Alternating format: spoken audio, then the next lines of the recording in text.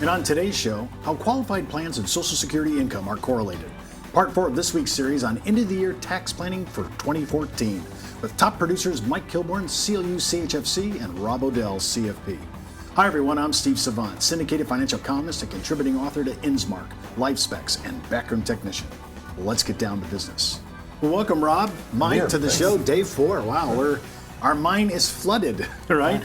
But it's good educational experience. And today we're talking about some areas where our advisors are all over this, whether it's qualified ERISA plans like 401k, 403b. I think we're familiar to a lot of that. And I want to kind of walk through that because we have some new numbers coming up here in 2015. I've noticed that we're getting a little bump, but not much. Right. I have to say, I'm kind of surprised. I thought we'd get a little bit higher, talk about indexing to inflation. Yeah. Give me a little bit more to contribute. But, I noticed, I wonder how many Americans actually, I'm looking at this year, at the end of the year, 17,500. If you're in a qualified plan doing a 401k with your employer, how many people really are maximizing 17,500? The higher income earners are. Yeah, the higher, right. Right. And especially if you're matching, but the match usually doesn't go that high. So I'm wondering, but walk me through, these are deductions. And by the way, a unique thing about this now, I can take the deduction now. I may not have to worry about funding some of these, not all of them, till April 15th. Right. Well, you want to make sure if you're going to set up the plan, it's set up before 12/31, and then you can fund it sometime in 2015 and get the tax benefit for 2014. Okay, walk us through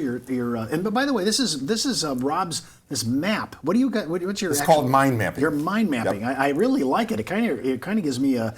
This is not linear. I'm so used to It's great for us non-linears, aka ADD guys. Perfect. Yeah, it's great that way. Well, the main types of plans that are available, employer provided, 401k, 403b, 457, profit sharing options, and sometimes they have Roth options. These are the two big ones, and they often have various options that go with them. Well, when I'm looking at these options, I want to remind that our people that are over 50, the catch-up is still online. Yes. Correct. So that's kind of another extra money. Do you see a lot of clients taking advantage of that? Once you're post 50, and if they have that kind of money, are they spending it? Are they saving it? I don't see it. I see it. I have baby boomers who are clients, they're affluent, they make good money, their kids are already educated, and now they're taking advantage of catching up their retirement savings because some of them took a break when they're educating their kids a few years earlier. Is that going to bump for 2015, or is it going to stay around that number? It's 5,000. Okay. But what goes up goes from 17,500 to 18,000 for the 401k employer election. Now, when we're down here, tell me about your 52,000. I love that deduction. What is that all about? Is that a deduction or just deferral? It's how much they can deduct, which is tax deferred at that point in time. So the maximum, if you have a one person or a solo 401k or a small company 401k, they can deduct up to 52,000, of which the 18,000 is a part of. So they can put away. So if you have a high income earner who's self-employed, making $400,000 or $500,000 a year, they can deduct 52,000 this year, 53,000 next year. And is that only in the 401k? The 401k. No. Now, can you add on things to a 401k like a cash balance plan on that, or no? Certainly can. In addition to that, you can do that. Absolutely. So you can put away some serious money there. Now, there's some implications to that, but there's some serious money you can put away with various types of plans. Now, when we're talking to 403b and 457 clients, that's kind of a whole different animal, and the numbers are relatively the same. But how do you approach a group that has these ideas, and you want to be able to bring them into a deduction? Hey, there's deductions to be had here. This is what you need to look at. Right. Well, often the people who provide the 403bs provide the education. In fact, the employers want it of the nonprofits, even the for-profits. It's required that they come in and they have some type of education for their employees in how much they should be contributing, deducting if there's a match available. Now, I notice you have a catch-up provision. Is that just for this group then? Just for that group, which is significantly less than what the 401k people. I'm so surprised how the IRS hasn't thought that cleanly through. All right, so these are our deductions. This is what we really have in qualified, and most employer of this is provided. Now, talk to me a little bit about the Roth. Is that worth doing? It depends. So it really depends on what the person's income now will be, what will projected to be in the future. Write-offs? Yeah, write-offs that they have. And so right now, Roth IRAs were put in the law in 1997. Tax Act brought the Roth IRA. It's a tax-free IRA, so all deferral happens tax-free. Not subject to required minimum distributions, which is big for someone who wants to be able to pass something on to the next generation. Right. In fact, Mike often says that Roth IRAs are the best asset to leave behind. Absolutely, because if you leave it behind, there's no tax. Your heirs now they're forced to take it out over required minimum distributions. Your heirs are, not you, and so they won't have to pay a tax though, and they'll take it out. We tell them take it out as using those. Now I'm looking at these contributory. None of this is deductible. Well, there's two right? flavors. None of this. None of this deductible, after-tax money. There's two flavors of Roth IRAs. You have the contributory, which is some eligibility restrictions for people in high income may not qualify for that. But there's a way to get around that. And then you have conversion. And this is something that someone can take an IRA, convert it, they pay tax in the year of conversion, and then it becomes a Roth IRA going forward. Now, I know. Before I get back, I want to make sure I heard this. Get around it. Sure. You know, that just you kind of slipped by. Let's take Bill and Melinda Gates. He's a high-income earner, I think. At least he was in his time. He would not qualify for contributory Roth IRA. However, he could contribute to a non-deductible IRA, which he does not receive an income tax deduction, and then convert to Roth. So he's not getting the deduction. Right. He's getting the deferral only. And when he comes out, it's still, he'd have to convert it, pay the tax on whatever. Well, to the get thing it to about the it, Roth. he's funny with after-tax money. So if he puts so 5,000 you go hours in, direct. there's no income tax on it. So just kind of a little Texas two-stepper, as we call it, But it's the growth that he's trying to. to get tax-free. And that's pretty huge. What about conversions? You know, there's a lot of schools of thought on the web. I've noticed that people that are into serious, what they call bracket bumping, where they're filling lower, like 10 and 15%, the lower brackets, Right. they want to use those brackets to convert.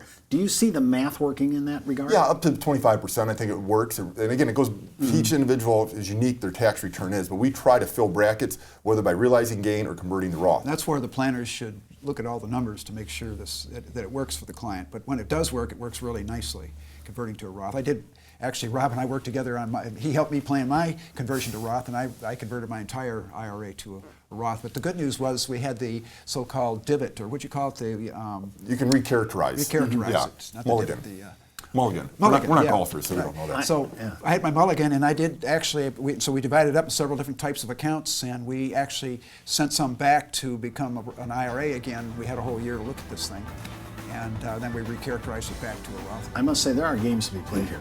Well, no doubt about it. We come back from the break. We're going to now shift a little bit and look at Social Security and how all this actually correlates to our Social Security income and its taxability. We'll be right back.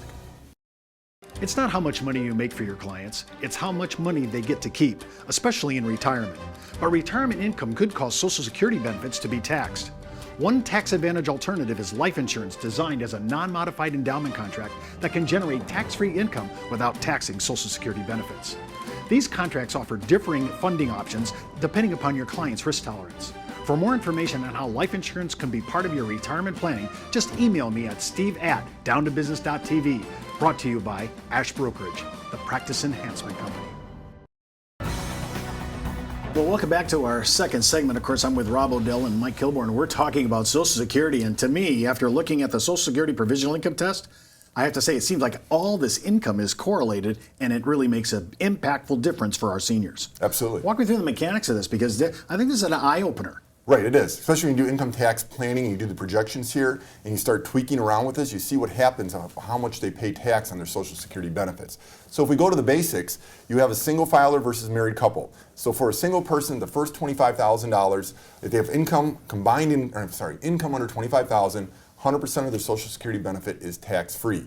If the income is between $25,000 and $34,000, it's 50% taxable, and over $34,000, it's 85% Okay, taxable. just to make sure I'm understanding. So when I look into 50%, 50% of the income is now exposed to ordinary income tax. Correct. Okay, and then when I get past this threshold, income over $34,000, and it doesn't retro, it's the next block up, Correct, right? correct. So that's exposed to 85% of it is exposed to whatever my tax bracket is at the ordinary income tax rate. That is correct. Now, figuring out the income and what's called combined income for married, or the income for this test, is they take 100% of your muni tax exempt interest, which is not a part of adjusted gross income, but is a part of this calculation.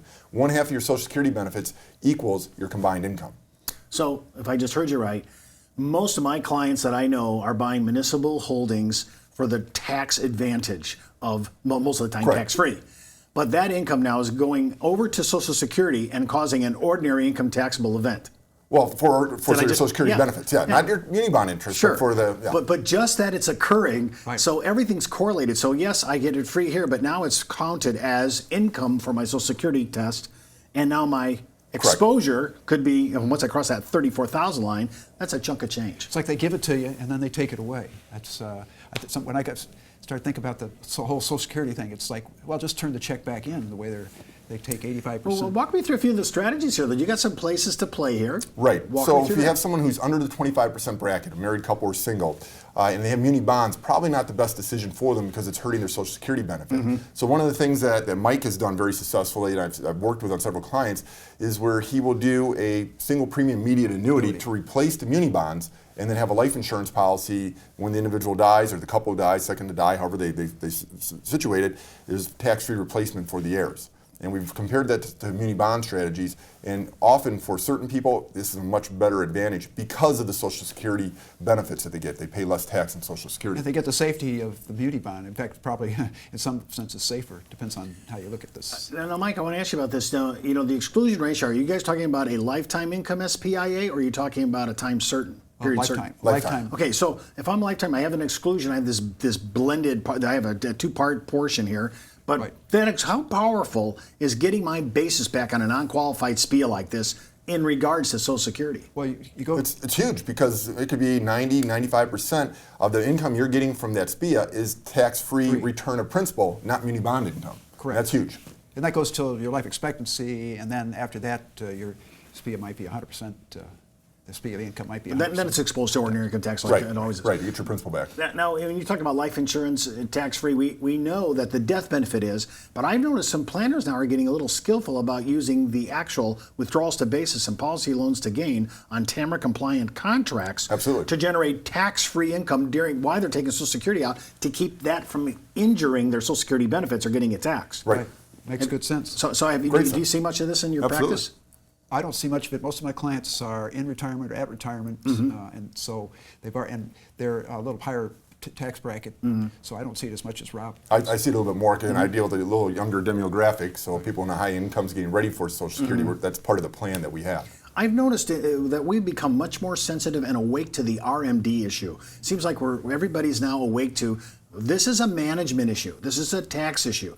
We really got to figure this out, and we're going to get into this in another episode. But this new QLAC is going to really help this new qualified longevity annuity contract, where you can push almost 25% not to exceed $125,000 a piece, mom and dad, right? Into contracts, yeah. And you push it out, and that's because managing. Do you manage as an RIA? Do you manage to that issue, RMDs? Oh, absolutely we do. In fact, sometimes before 70 and a half, we start managing when they turn 59 and a half, if they have a large IRA and we know they're going to get out to 70 and a half, and it's going to be a big number, you might want to start filling up some of those brackets by taking money out or converting to Roth now. Well, that's all the time we have for today. Before moving forward with any of the ideas on our show, always consult your tax advisor, legal counsel, or your broker-dealer compliance officer. Missed an episode? Just hop out to our video archives. And remember, you could be wiser as an educated advisor. I'm Steve Savant. We'll see you tomorrow.